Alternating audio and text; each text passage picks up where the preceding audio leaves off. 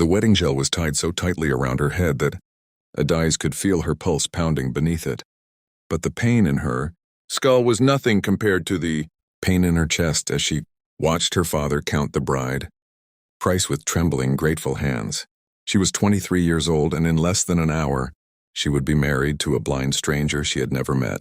A man the whole of Ajagunle whispered about with pity in their voices. A man everyone called the blind beggar's son. If you believe in kindness and second chances, like this video, drop a comment, share it with someone who needs hope today, and subscribe to Whispering Tale Stories, because this story is about to remind you that appearances can lie, and sometimes the person the world pities is the one destiny has chosen to lift above them all. Adaisy's father, Chief Obiora Ume, had gambled away everything he owned, including the small provision shop that had fed the family for 15 years, including the roof over their heads, including finally his own daughter's future, when the debt collectors came that humid Tuesday afternoon with their dark glasses and their silence that said more than shouting ever could.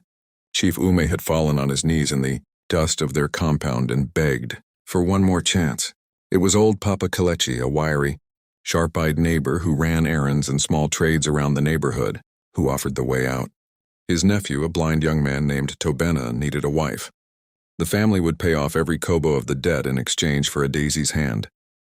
There would be no courtship, no love letters, no stolen glances across a crowded market, just a transaction, sealed with a signature and a trembling bride. She remembered walking down the aisle of white plastic chairs arranged under the mango tree in the compound, the afternoon sun harsh and unforgiving on her face, refusing to let her hide even her tears in shadow. She remembered the murmurs of the women fanning themselves with church bulletins, saying what a shame it was, such a beautiful girl wasted on a blind man who probably couldn't even provide for her. She remembered Tobena standing at the altar in a suit that did not quite fit him, his eyes closed behind dark glasses, his hands folded in front of him like a man awaiting sentencing rather than a wedding. What she did not expect in the days that followed was his gentleness. Tobena never raised his voice. He never complained about the cramped one-room apartment they now shared on the edge of town, paid for with what little money he earned repairing radios and small electronics, by touch alone, his fingers reading circuits the way other men read newspapers. Every morning he rose before her and boiled water for her bath, feeling his way carefully around the small kerosene stove, refusing her help even when she offered. Every evening he asked about her day with a sincerity that unsettled her, because she had expected resentment, had expected to be treated as a burden forced upon him just as he had been forced upon her.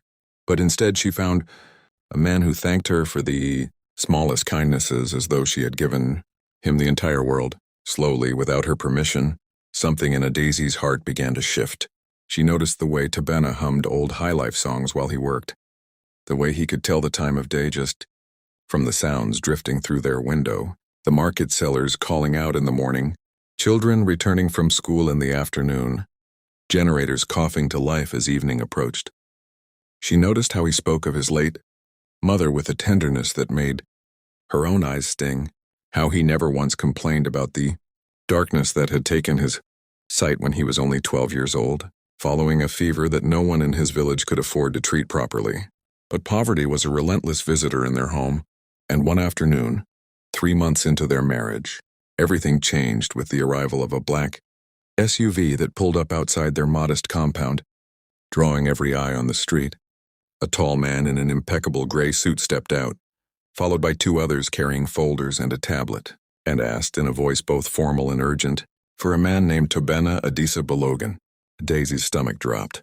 She had never heard her husband's full name spoken with such weight before. The man introduced himself as a lawyer representing the estate of the late industrialist, Chief Augustine Balogan, one of the wealthiest men to have ever lived in Lagos, a man whose name was etched onto hospital, wings and university, buildings across the state.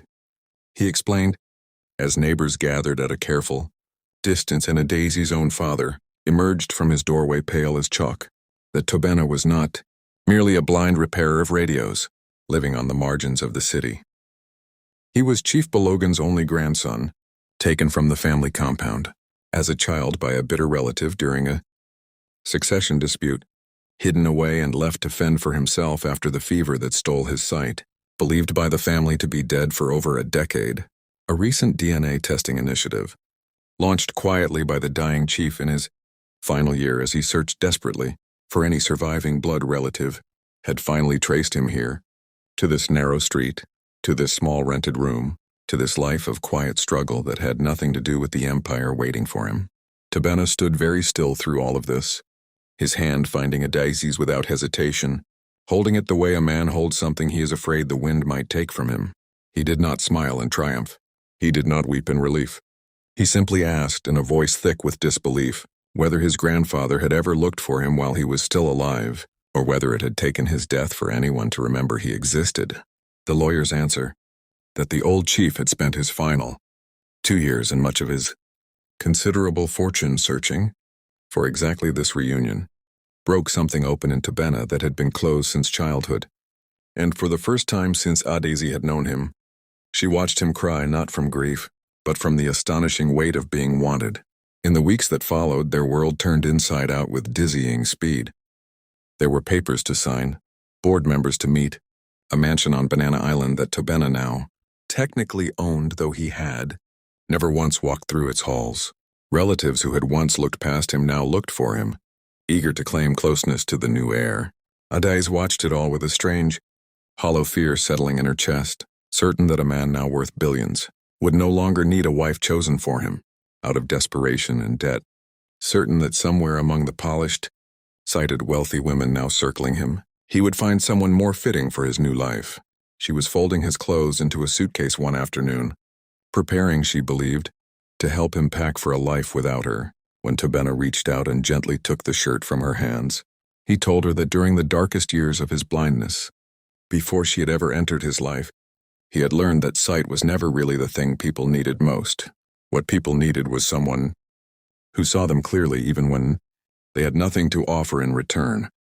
He said that in 3 months of poverty, when he had absolutely nothing else to give her, no comfort, no security, no promise of a better tomorrow, she had stayed anyway, had cooked for him, laughed with him, sat beside him through long nights.